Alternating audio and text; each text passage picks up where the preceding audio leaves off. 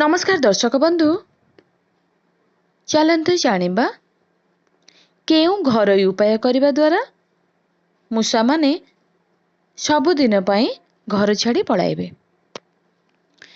तेबे मूषा गोटे सामान्य जीव यह आमे भावी थाउ, किंतु ताहार काम बहुत बड़ होई थाए।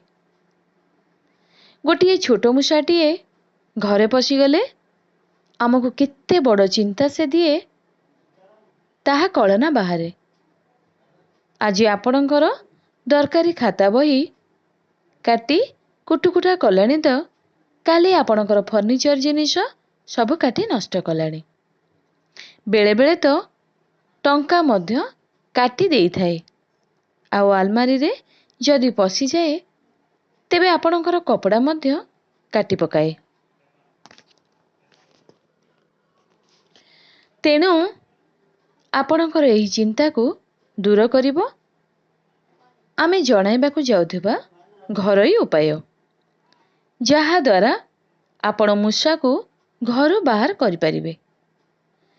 उपायटी को बनाइबा पई प्रथम सामग्री भाबरे आपण खाउथिबा जर्दा बा गुटका आनंतु 2टी पैकेट।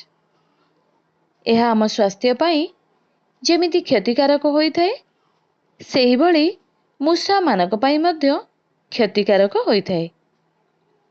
एहार सेवन द्वारा मूषा माने बेहोश होई जानती एवं पानी पीवा विकल रे घरु बाहरी जाई थांती। आपण 1 चामच जर्दा नियंतु। द्वितीय सामग्री भाबरे आपण शुद्ध देसी गाईर घिओ नियंतु। एही घिओर बास्ना बहुत शीघ्र मूषा मानकु आकर्षित करि थाए। तेणु आपण एही उपाय रे 1 चामच गाई घिओ निहाती भाबरे प्रयोग करंतु। जर्दा एवं गाई घिओ को भल भाबरे मिसाई दियंतु। तृतीय सामग्री भाबरे आपण एथिरे 2 चामच बेसनर प्रयोग करंतु। एबे आपण एथिरे अल्प पानी मिसाई अट्टा चकटिबा भली चकटी दियंतु।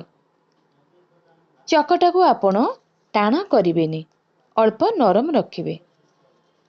चकटा होइथिबा अट्टार आपण छोट छोट गुला प्रस्तुत करंतु। आपणको घरर जेउ जगारे अधिक मूषा थिबे आपण सेही जगारे गोटिए गोटिए गुला पकाई दियंतु। एही गुला को मूषा सेवन करिबा द्वारा अचेत अवस्था को आसी पानी खोजिबा को लागि थाए। तेणु आपण आपणको घरर पानी मूषा मानको पाखरे एही समय रे रखि परिबे